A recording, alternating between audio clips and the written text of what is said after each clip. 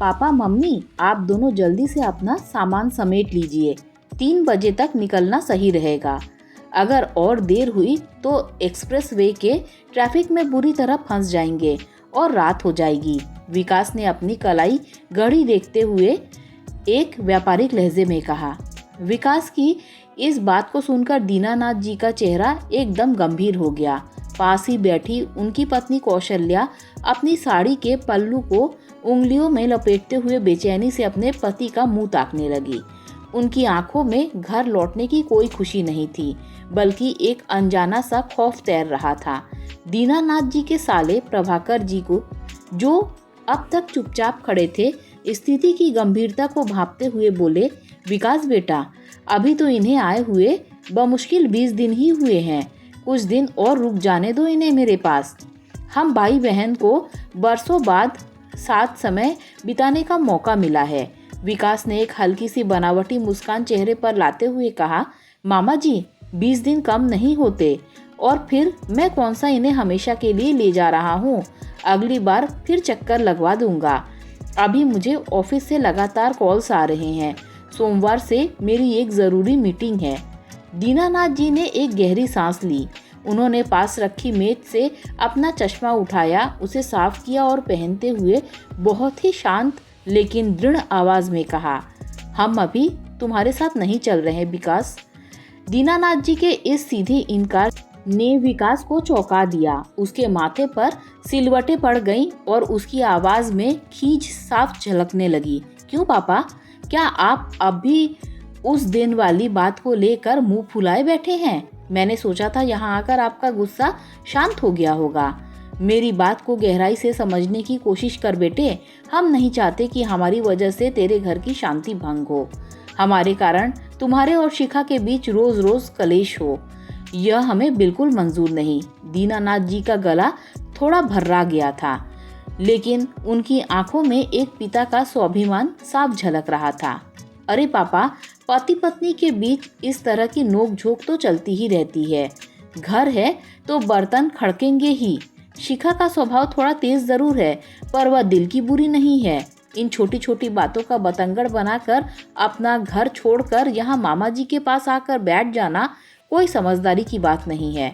समाज में लोग क्या कहेंगे कि मेरा बेटा मुझे अपने पास नहीं रखता। विकास ने अपनी झूठी सामाजिक प्रतिष्ठा का हवाला देते हुए बात को टालना चाहा। दीनानाथ जी इस बार अपनी जगह से उठ खड़े हुए। उनकी आंखों में वो दर्द था जो पिछले 1 साल से उनके सीने में नासूर बन चुका था। तू इसे छोटी बात कहता है विकास? जिस घर को मैंने अपनी पूरी जिंदगी की गाढ़ी कमाई से बनाया, उस घर में मुझे और तेरी माँ को एक कोने में पुराने फर्नीचर की तरह महसूस कराया जाता है। क्या यह छोटी बात है? जब तेरी माँ सुबह उठकर अपनी मर्जी से 1 कप चाय बना नहीं सकती क्योंकि शिखा को रसोई में उसका जाना पसंद नहीं, तो क्या यह छोटी बात है? जब मेरे खांसने की आवाज़ से शिखा का मूड खराब हो जाता है और वह टीवी का वॉल्यूम तेज कर देती है, तो क्या वो सिर्फ एक नोकझोंक है? कमरे में सन्नाटा छा गया। कौशल्या जी की आंखों से आंसू छलक पड़े और उन्होंने अपना चेहरा पल्लू से ढक लिया। प्रभाकर जी ने भी अपनी नजरें झुका ली। विकास अवाक रह गया क्योंकि आज उसके पिता ने वो कड़वा सच सबके सामने रख दिया था जिस पर वह हमेशा पर्दा डालने की कोशिश करता था। दीनानाथ जी ने अपनी बात जारी रखी, बेटा, हम बूढ़े जरूर हुए हैं, लेकिन हमारे अंदर का इंसान अभी मरा नहीं है। जब औलाद बड़ी हो जाती है और अपने पैरों पर खड़ी हो जाती है, तो माता पिता को उनसे पैसों की या किसी ऐशो आराम की ज़रूरत नहीं होती। उन्हें सिर्फ 2 मीठे बोल और सम्मान की दरकार होती है। तुम्हारे घर में हमें एसी वाले कमरे में ज़रूर रखा गया था, लेकिन उस कमरे की ठंडक ने हमारे दिलों को जमा दिया है। शिखा के वो ताने, उसका वो हमें देखकर मुंह बनाना और तेरा सब कुछ देखकर भी खामोश रहना, यह सब हमें हर रोज अंदर ही अंदर मार रहा था। विकास ने सफाई देने की कोशिश की। पापा, आप गलत समझ रहे हैं। शिखा ऑफिस के काम से थक जाती है, इसीलिए कभी कभी चिड़चिड़ी हो जाती है। मैं उसे समझा दूंगा। नहीं विकास, दीनानाथ जी ने हाथ जोड़ दिए। तुझे अपनी पत्नी को कुछ भी समझाने की जरूरत नहीं है। हम तेरे और उसके बीच की दीवार नहीं बनना चाहते। एक बाप अपनी औलाद का घर बसता हुआ देखना चाहता है, उजड़ता हुआ नहीं। हमने तय कर लिया है कि अब हम तुम्हारे साथ उस घुटन भरे माहौल में नहीं लौटेंगे।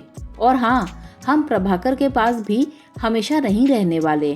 कल ही मैं अपने गांव वाले पुश्तैनी मकान की चाबियां मंगवा रहा हूँ। वहाँ की आबो हवा और मिट्टी में वो सुकून है जो तुम्हारे शहर के उस बड़े फ्लैट में नहीं है। मेरी पेंशन से हमारा गुजारा आराम से हो जाएगा। पापा, आप जिद कर रहे हैं। गांव में मेडिकल सुविधाएं नहीं है। आप दोनों बीमार पड़ गए तो कौन देखेगा? विकास ने अपनी आखिरी दलील पेश की। कौशल्या जी ने अपने आंसू पोंछे और पहली बार बीच में बोलते हुए कहा, बेटा, शरीर की बीमारी का इलाज तो डॉक्टर कर देगा, लेकिन मन को जो रोज घाव मिलते हैं उसका इलाज कौन करेगा? हम गांव में रूखी सूखी खा लेंगे, लेकिन कम से कम सम्मान के साथ जिएंगे। तू अपनी जिंदगी में खुश रह, यही हमारा आशीर्वाद है। विकास समझ गया था कि आज उसके माता पिता का फैसला अटल है। वह हमेशा सोचता था कि बुढ़ापे में माता पिता लाचार हो जाते हैं और उन्हें हर हाल में बच्चे के पर आश्रित होना पड़ता है। लेकिन आज दीनानाथ जी ने यह साबित कर दिया था कि जब बात आत्मसम्मान की हो तो एक कमज़ोर शरीर वाला बूढ़ा पिता भी दुनिया के सबसे बड़े प्रलोभनों को ठोकर मार सकता है। विकास बिना कुछ कहे अपना सिर झुकाए दरवाजे की ओर मुड़ गया। दीनानाथ जी ने गहरी सांस ली, जैसे उन्होंने अपने कंधों से एक बहुत बड़ा बोझ उतार दिया हो। आज उन्होंने एक शानदार फ्लैट की सुविधाओं को छोड़कर अपने स्वाभिमान का एक नया आशियाना चुन लिया था। दोस्तों, अगर आपको ये स्टोरी अच्छी लगी हो तो लाइक शेयर सब्सक्राइब कीजिए। Thanks for watching this video.